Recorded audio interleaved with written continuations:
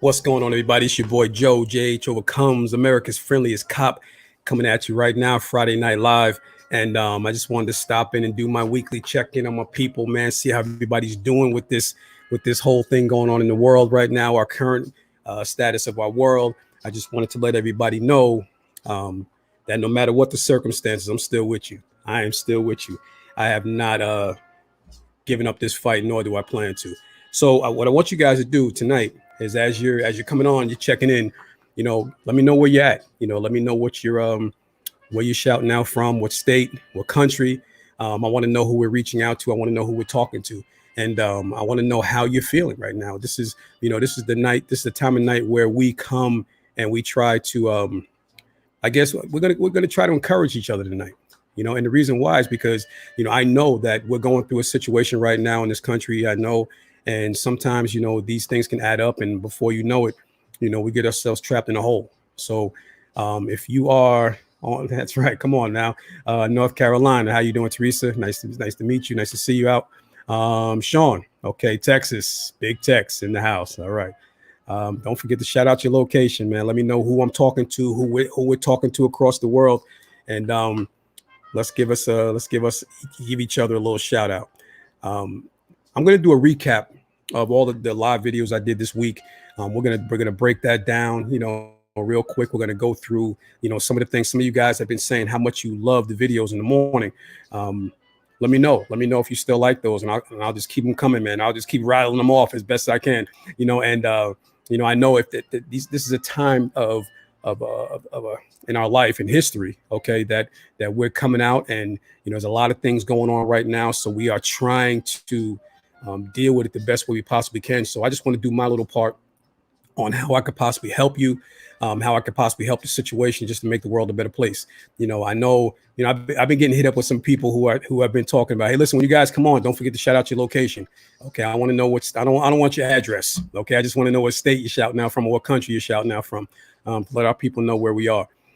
So, I've had a few people reach out, about the current status of our country right now, and what I try to stay away from is negative social media, right? So you guys know I'm a police officer. That I'm out here doing my thing, and I'm trying to make sure everybody is right in their mind, right in their health, and stuff like that.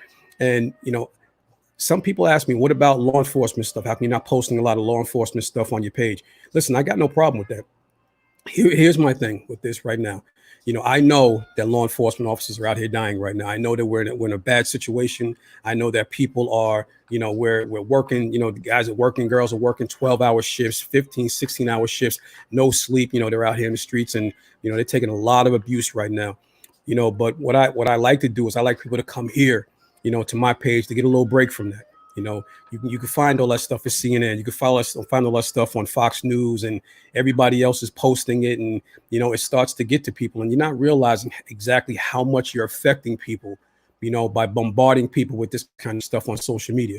So, I know what the current status is of the country. I know what the current status is of of law enforcement, Black Lives Matter, everybody. I know what the current status is.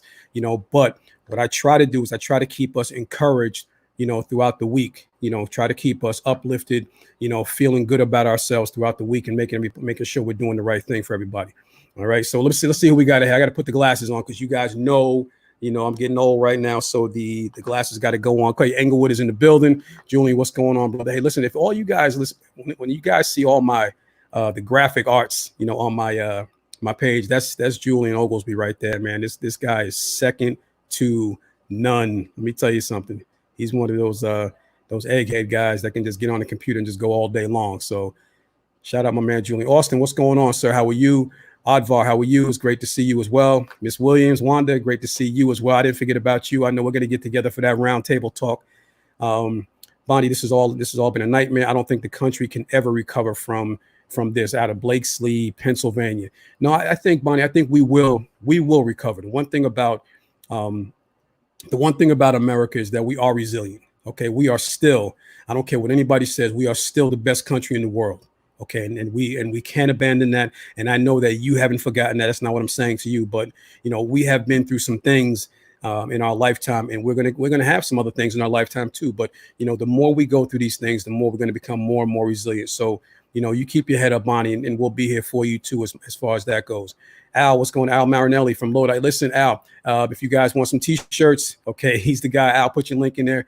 And if you guys have a link that you guys want to share right now, if you guys have a website you want to share, as long as it's on a positive attitude, you want to get your business out there, I'm here for you, man. Let's, we're in this together, so let's lift each other up. All right, and whatever you guys want to do, put it in the chat. I got no problem with that. Texas, Griselda's from Texas. How you doing, Griselda? West Virginia's in the building. Charlene's from West Virginia. Let's see. Stay safe. Thank you, hon, for your service. Stay safe, Charlene. Yes, we are trying to stay safe as best we can over here. Let's see. Miss you, Joe. Mike, another guy that's on the job. Make sure you're staying safe out there as well, Mike. Rich, Joe, my brother, good to see you. We are not only going to recover, we will get better. Absolutely. Listen, that's the goal here. Every once in a while, we have to realize this, people. We have to realize that for things to get better, sometimes they have to be broken, right? They have to be torn down sometimes for things to get better. And how can I give a great example of that? Look, here we go. George Beck, who's also in construction. He's a great police officer, Blue Magazine. He's also a great construction guy. When you're, and George, maybe you can help me out here. When you're building a house, right?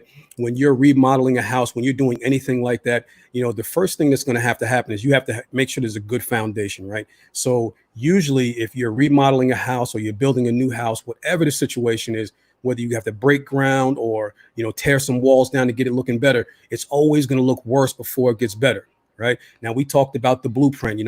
One thing I listened to last week, Martin Luther King's famous speech, The Blueprint, and how you have to have a blueprint before you can start any kind of building, right? That's the way it starts. So in order for you to start that, the architect has to come in, he has to put the blueprints down, then the construction guys, the general contractor comes in and they have to break the ground. And then you got the plumber's got to do his job. The electrician's got to do his job. And if the plumber's worried about the electrician's job, then it's all going to turn into a mess, right? So it's going to look worse before it gets better, always. And this is when, if you've ever been in a construction job, like a remodel job at your house, some of you husbands and wives where, you have to, use your mom's bathroom, or you have to go down to the gas station and use the bathroom down by the 7-Eleven, whatever the case is. You have to realize that there's going to be some adapting, okay, and overcoming through that situation. So, right now, the state that our country is in, okay, we're in that remodeling phase right now. Okay. And it's looking worse. Okay. Before it looks better. But I promise you, man, listen, every time that we've been through something, I go back to probably my biggest event in my lifetime here on earth has been 9/11. And, I remember when we first saw that and, we didn't know what we were going to do, and the country just pulled together and everybody pulled together. And, it was real.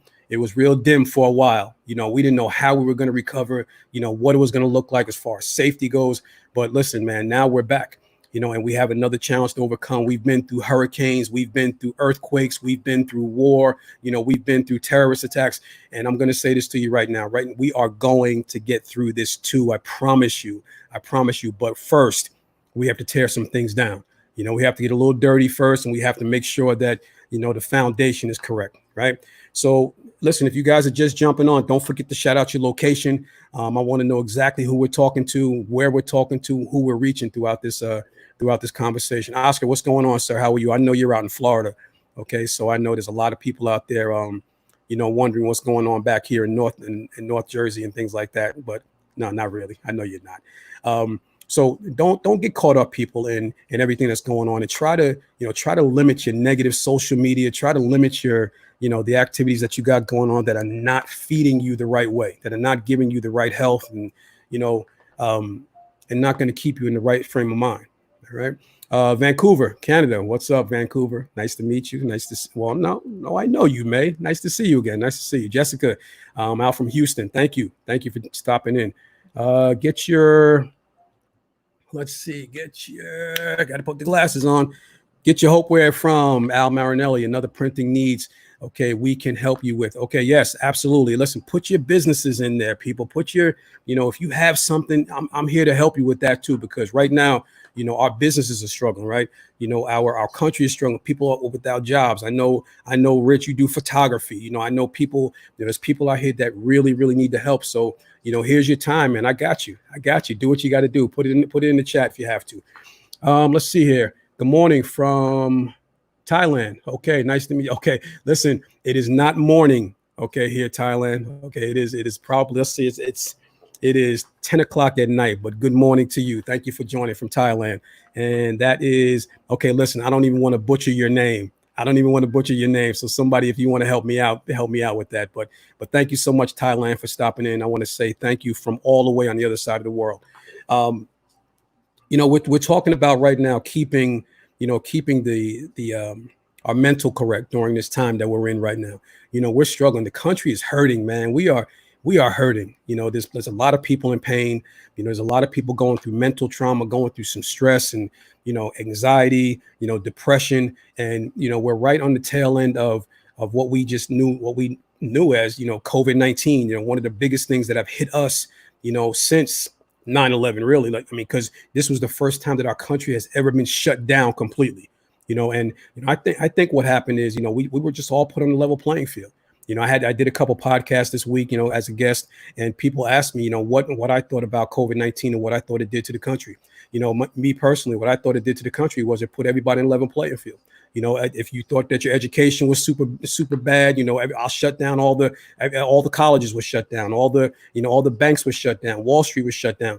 Money didn't matter, and no matter where you came from or what house you lived in, what big, beautiful house or what small house you lived in, you all had to stand in line for toilet paper.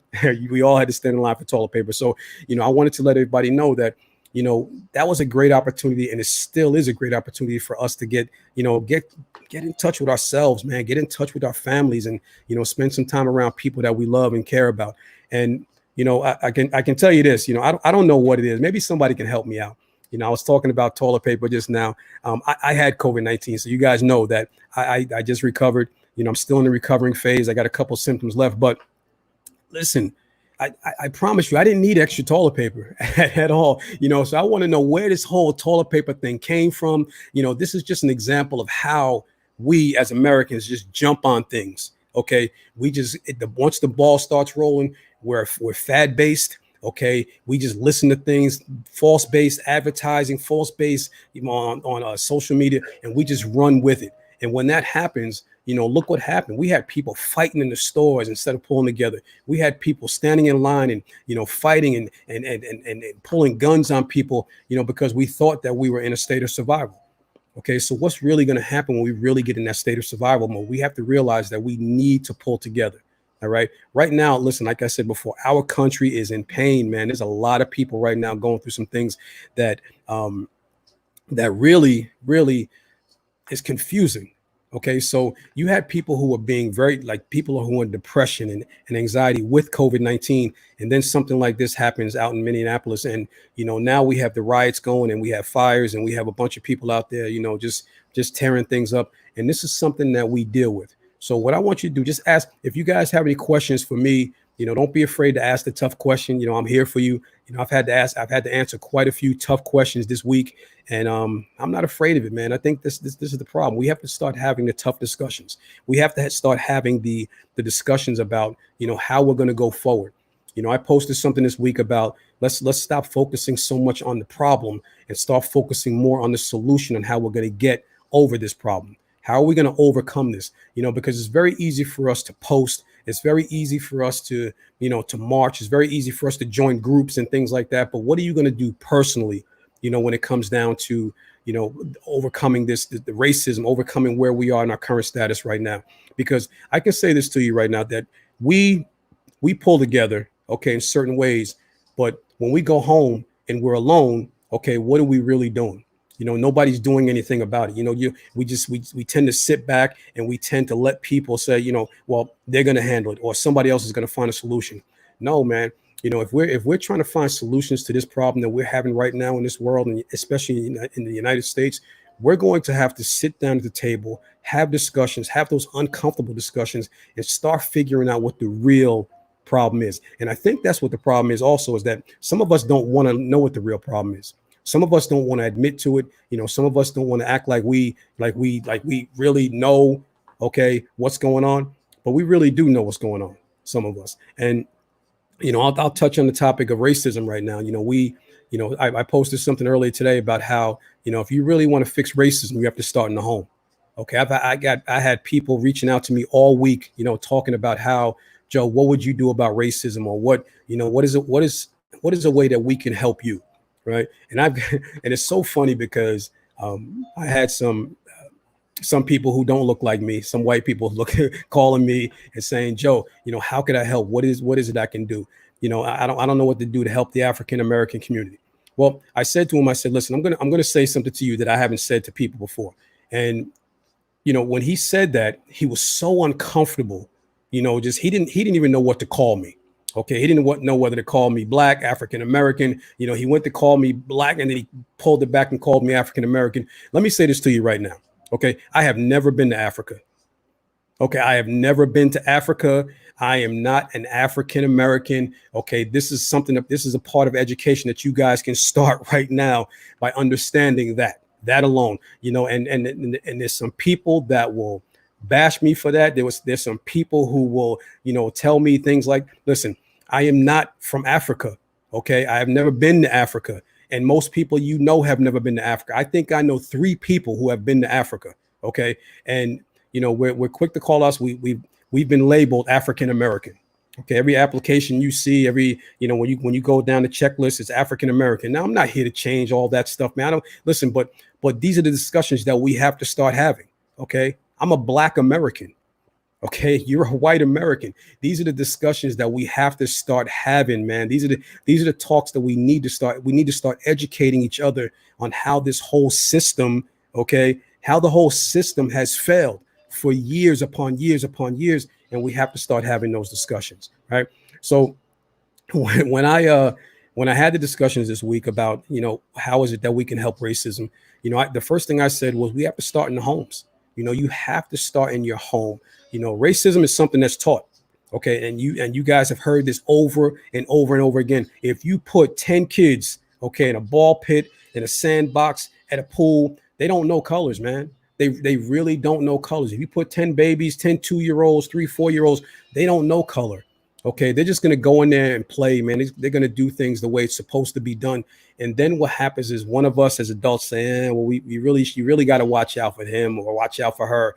This is what they do, or this is what they always do. This race or this background, this culture. And this is where the racism starts.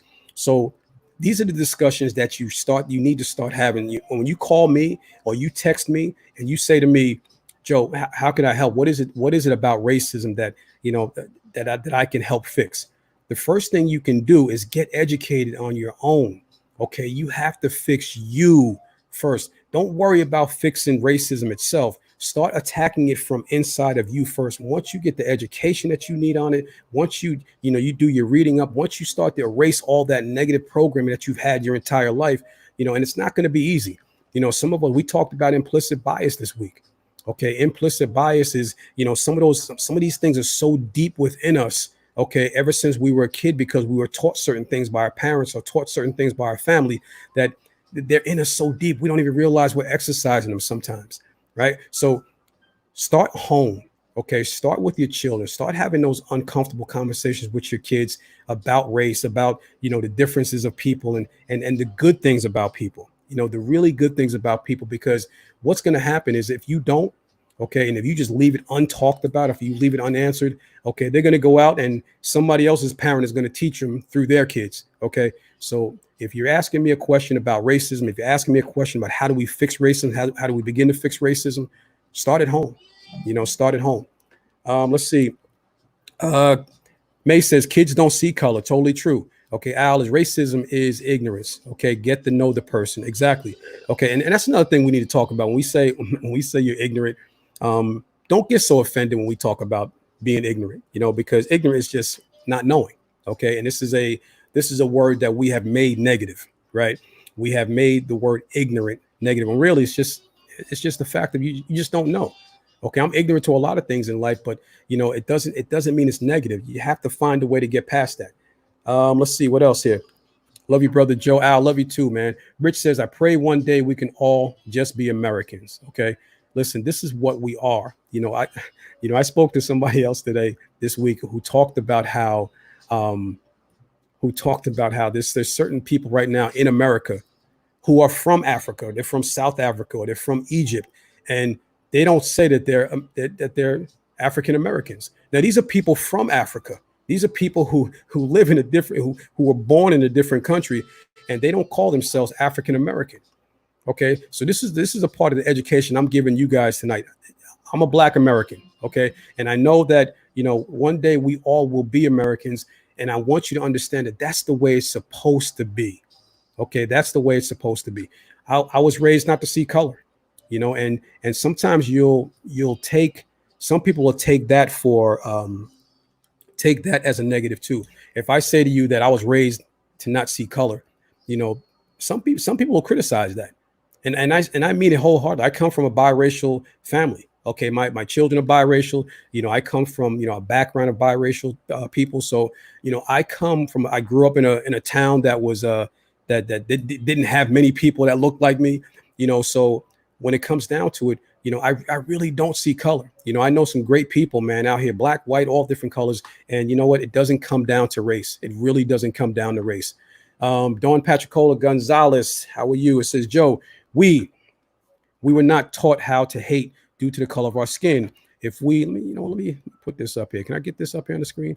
We were not taught to hate due to the color of our skin. If we were, you wouldn't have walked up into my mom every day after school and hugged her and called her mom. Okay, this is true. This is exactly true. And that was something that was, when we were kids, it was something so very easy for us to understand exactly what that was. We weren't raised that way. I wasn't raised that way. And I'm super happy that I didn't have the opportunity to deal with a lot of that when I was younger. But I won't say that I didn't deal with it at all, because I definitely did. We won't dig into that right now. Let's see, Sarah. What is Sarah saying here? Sarah, how are you, Sarah Beth? I work with what is referred to as high school age kids from a risk area. How can I get through to them? How can I tell them in the past that all cops are bad mentality, and that they're taught this? Okay. All right. Listen, Sarah's dealing with the mentality of, and thank you, Sarah, for the question. You're dealing with an area that, they haven't seen much good. Okay. Now, if you're in a high risk area, and I don't know where exactly you work, you don't have to say that to me, but the one thing we need to realize is that there's certain children who have never been exposed to anything else, right? When I walk out of my house right now, I have 3 different supermarkets, okay, that I can go to, that they're fighting for my business, right? They want me there. I get flyers, I get coupons, I get all these things. They want that. But when you go into certain areas in the inner city, you have to see how it's set up. Okay, this is not by accident. Okay, this is not something that that is not by design. So if you go to an inner city area, instead of a supermarket being on every corner, there's liquor stores on every corner. Okay, instead of coming outside and seeing the grass and seeing flowers and things like that in a nice park, they're walking down the street and they're seeing drugs being dealt. Okay, and I'm not saying this is in every inner city area, but these are inner city areas, high risk areas, where this is what they're seeing. I've spoken to kids and I've spoken to people in jail who have never even talked to somebody with a college education. Okay, and not to mention, most of those times the moms are working, dads are working, or the dads are missing, or the moms are missing. So you have to realize that when you're dealing with certain things like this, Sarah, and like all police are bad, a lot of the things that they've seen have been dealing with the police. Usually the police are not showing up in these areas for positive actions. Okay, they're usually responding to something different. So when they're growing up in this area, when they're growing up in these areas, it's very tough for them to see something different.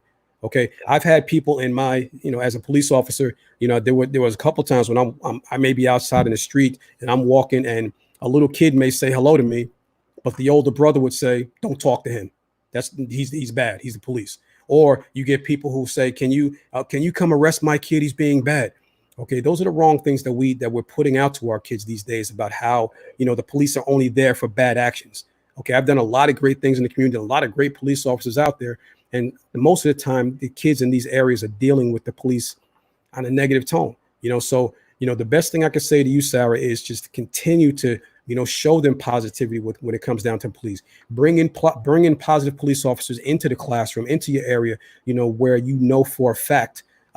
And if I don't know if you're close to, I'd come to speak to the kids, but I'm sure there's officers in your area that you can reach out to that can come in and deal with a situation like that, so they can see a better side of the law enforcement aspect. I hope that answers your question, Sarah. All right. Let's see what other questions we have here, guys. And listen, shout out your locations, people. Shout out your locations. I want to know who we're talking to. Okay, I want to know where we're talking to them. Let's see, Pennsylvania. Okay, Sarah, you're in Pennsylvania. Little far from me, but I'm sure I can reach out to somebody in that area, can probably help you. All right. Let's see.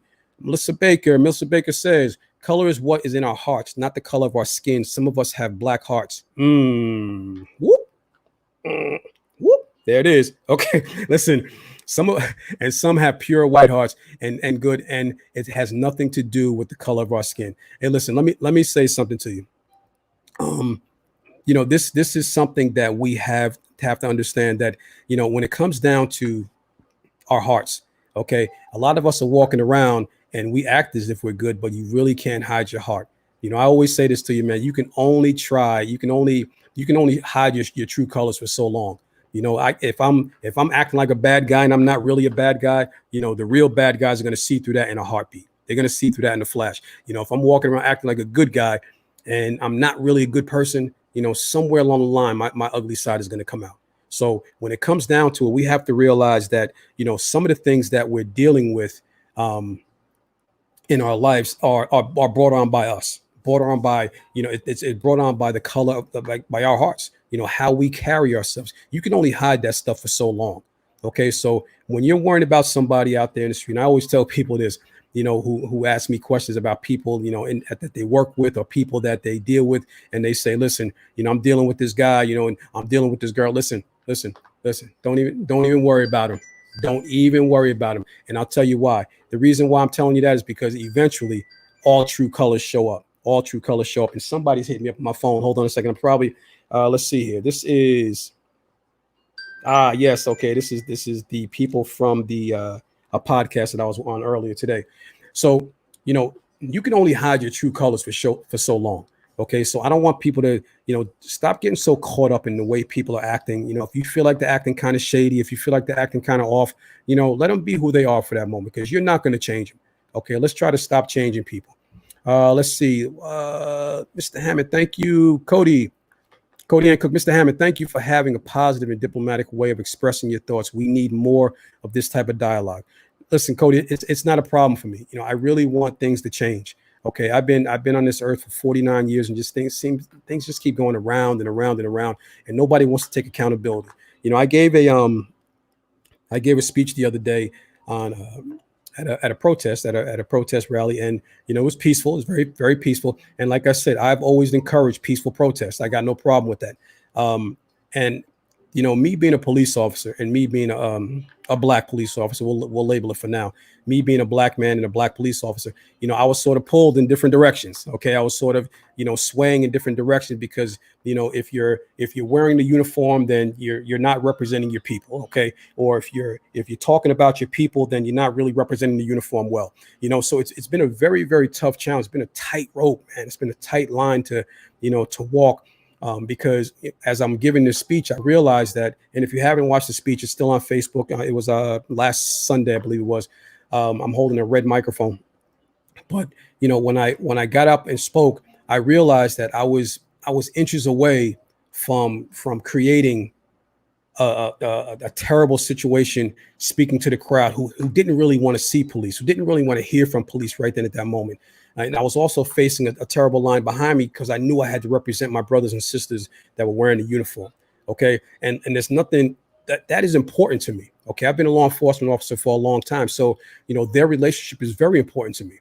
And the people's relationship is very important to me. So it was a very, very tough line to walk when you're trying to sit there and say, listen, I support Black Lives Matter, but I also support law enforcement. Okay, because there's some great officers who don't agree with what happened.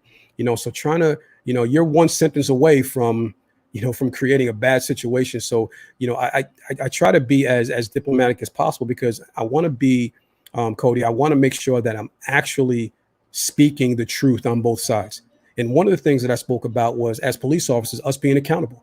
We have to be accountable for what happened. And that accountability came from, me saying, okay, what happened in Minneapolis wasn't me. Okay, it wasn't me. I wasn't there. But I take accountability for what happened as law enforcement, because law enforcement let the country down that day. Okay, let's just call it what it is. Okay, some law enforcement representatives let the country down that day.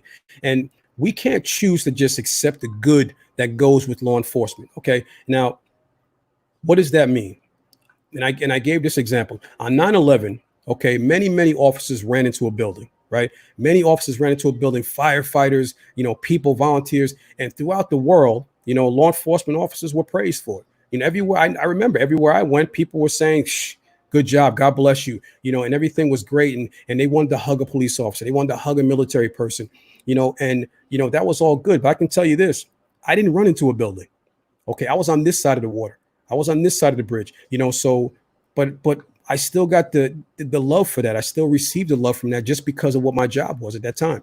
Now, when things go bad, okay, we can't just cut people loose and say, okay, well, that wasn't us. Okay, we didn't do that. No, it's very clear that we didn't do that. It's very clear that Joe Hammond didn't participate in the Minnesota incident. But we also have to accept responsibility for what law enforcement has done. Okay, the things that we have let slide, because these types of actions should have been caught a long time ago by somebody there, and somebody was supposed to stand up. So taking accountability and taking responsibility, it just seems like nobody wants to take responsibility for the things that they're doing. Okay, and that comes from people on Black Lives Matter side. That comes from people on law enforcement side. That comes from the community side. And the one thing that I addressed was, what are you going to do? Okay, and I don't want to talk about the group that you're a part of. I don't want to talk about the law enforcement that I'm a part of, because before I can be a part of law enforcement, Joe has to put the uniform on by himself. Okay, Joe has to look himself in the mirror at the end of the night and at the beginning of his shift to make sure that he's doing the right thing. And the one thing I always wanted to do as a law enforcement officer, I wanted to go home and be able to look myself in the mirror every single night. And that was a goal of mine. And this is something that we have to address as a community. This is something that we have to address as citizens, because at the end of the day, I'm a citizen. Okay, I am a citizen that works as a police officer. So of course I want my community to be safe. Of course I want to be able to sleep at night. And of course I need police officers when I'm not working. So my question to you right now is, what are you going to do personally, okay, to turn this whole thing around? Because it's very easy to post, right? It's very easy to have the negative posts. It's very easy to have, to get online and say, Black Lives Matter. I'm going to type away, but then I'm not doing anything at home. Okay, then I'm not fixing the problem at home by having those difficult conversations with my kids about racism. It's very easy for a law enforcement officer to say, you know what, I'm going to go out here and I'm going to support the community. I'm going to do this. But what are you doing at home? Okay, who are you talking to? Are you having those difficult conversations with your kids, with your family, and most importantly, with yourself? Okay, because I promise you, no matter what problem is going on in this world, it's all going to come down to you. All right. And how can I'll give a greater example then. If you have a football team, okay, and you have a quarterback and you have a wide receiver and you have a tight end and you have a guard and tackle, if I'm the quarterback, I can't worry about what the guard is doing. Okay, I have a job to do. I just have to trust and understand that he's doing his job. And if I'm a wide receiver, I can't worry about what the tackle is doing. I need to make sure I'm doing what I'm supposed to do. And when everybody is doing what they're supposed to do, the team wins. Okay, because you're taking care of your own responsibility. Okay, and this is what we need to understand, is that pulling together and turning this whole racism thing around, and turning this country around, or getting it to a place where we feel good about it, is going to take some time. Okay, we're talking about hundreds of years here, man. We're talking about a long time that things have just been reverting back to the way they were. And unless you are taking care of your own responsibility and stop pointing the fingers at everybody else about how he's a racist and she's a racist, and this one is that and this one is support. How could you support this and how could you support that? And you're really not taking care of your own home. You're not taking, and when I say your home, I'm talking about your heart. Okay, we have to check ourselves, man. This is something that's way bigger, okay, than what we can ever imagine, because we're so busy. Every time I get online, I see people posting about everybody else. People riding in the streets and people, doing things that they're not supposed to be doing. Listen, well, what about you, man? What about you? Worry about the things that you can control. All right. So Cody, I'm glad that you had that comment about, speaking out. What we need to do is we need to be able to do that more for each other. Okay. And hold each other accountable for when things like that are happening. All right. Let's see here. Shout out your locations, people. Don't forget. I want to know where you're at. I want to know where you're coming from. Let's see here. Sarah Beth, I got you. Teresa, I'm sorry you are dealing with this situation. Teresa, listen, I know that, I know how you feel like when you say that, and thank you so much. Thank you so much. I want people to know that I've been getting inboxes. I've been getting the private messages from people who are just saying, thank you, Joe, for what you're doing, and I'm sorry you're dealing with this.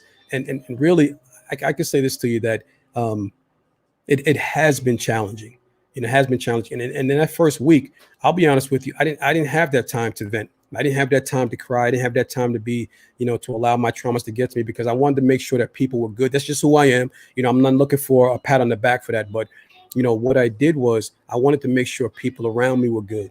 I wanted to make sure that people out here were, were doing things and feeling good about themselves, because I realized that, this whole country was traumatized. This whole country, and now some of the world is traumatized, and we saw what happened. So now we have people right now that are running around out here now who have been traumatized, and they don't even know it, right? So they don't even know that if you're traumatized by something, you might need to talk to somebody. Okay, you might need help, because you have to realize that the traumatizations that came from, is that trauma? Is that a word, traumatization? Somebody help me out. Is that a word, traumatization? The traumatization, we'll go with it. We're just going to go with it. Okay, the traumatizations that you guys are feeling, are very, very real. Okay, it's very, very real. As law enforcement officers, we're used to seeing bad stuff. All right, it is what it is. But still, even still, there was a trauma that I had from watching it, and I couldn't help. There was a trauma that I had that I couldn't do something about it. So, we have people right now who have depression, who have anxiety that was already compounded with COVID-19. Okay, and now you have something like this that just comes and just shocks the world. Okay. We're being beat up in 2020, man. I'm just going to say what it is. It's not, don't act like we're not doing, don't act like we're not going through. So if you think that right now you're tough and you can handle it, then that's great. Some people handle things differently, but there really are some people out here right now that are hurting, and we really need to start addressing that, start talking about it. All right? Let's see here. Let's see. Gotcha. Traumatization. There we go. Okay. I got it. Okay. We're going to rock with that one. We'll stay with that one. Let's see. Thank you, May. Let's see. My words. Okay. My words, Cody, again. My words exactly. Whenever I would FTO, field training, FTO for those of you guys, non-law enforcement, field training officer. I make my trainee know their answers. Okay. Their integrity and the ability to conceptualize their actions through and through. Listen, let me say something to you as far as, and Cody, thank you so much. Field training officers in law enforcement are very, very vital, okay, to what we do.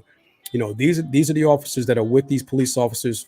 Soon they're fresh out of the academy. Okay, not everybody wants to be a field training officer, because sometimes it's a pain in the sometimes it's a little challenging. Okay, but what happens is we a field training officer is somebody who takes this officer, this fresh out of the academy officer, and I promise you, it takes you a while before you even know that you're a police officer. I remember when I first got released in off of field training, and I'm driving around in the police car, and I'm looking in the reflection of the windows as I'm driving by the store windows, and I couldn't believe I was driving a police car. I couldn't believe it. I'm like, I'm a cop. Like I'm a police officer. This is crazy, and people are looking at you and people are staring at you. It takes you a while to become comfortable in your position as a police officer. It takes people different times. I get it. But the things that people need to know is it takes time. So when you have a young police officer out there on the road, and here's the thing, the streets will pick you out in a heartbeat. Okay, I know you know this, Cody. The streets will pick you out in a heartbeat if you're fresh, because your uniform is so crisp and clean, and your boots are still shiny, and all these other things. And they'll walk right up to you and say, "You're a rookie. You're a rookie," and you have to deal with that. You have to deal with that until you earn your stripes in the streets. And sometimes we don't realize how important FTOs are, and we just can't put anybody in field training positions, because that's where the ground roots are made, right there. So thank you, Cody, for being a field training officer. Melissa Ann, yes, it's a word. Okay, Melissa Baker, thank you so much thank you guys for looking up that word for me. Traumatizations. Okay, it just felt one of those words that felt weird trying to say. Let's see. Maylin says, I think they do. You seem like a person who would have good insight. I try my best to have good insight. I try my best to get knowledge. I don't like to just speak, without knowing what I'm talking about. Sometimes that's it's always a good time to not speak if you don't know what you're talking about, and I think that's what happens on social media right now. Social media has so many people out here posting their opinions, okay, posting things that are going to cause arguments, that are going to cause, problems, because they're just speaking their opinions. They're talking about things that how they think it should be instead of the way it should be. Okay, so there's a big difference between the way you think it should be and the actual way it should be, because we can base this whole world on our opinions and we'll be wrong. Right. So, I try to have good insight, and when I'm talking about things, and I'm going to give you guys some advice. Don't be so quick to post articles, man. Don't be so quick to post negative police interactions, or negative citizen interaction, because there's so many different things. Like I watched a lot of police videos that were posted over the past week or two that were justified actions. And I mean, like, breaking down the video, they were justified actions. And just because we're in a heightened sense of awareness right now, everything that the police do right now is going to be considered unjustified in most people's eyes. So we have to be real careful about how we're pouring fuel onto the fire. Okay. You hold a responsibility when you put that negative post up.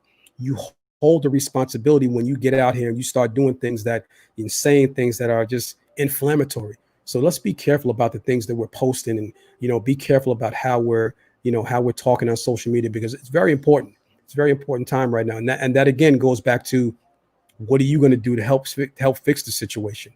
Right. We could talk about it all day long, but nobody really wants to do anything.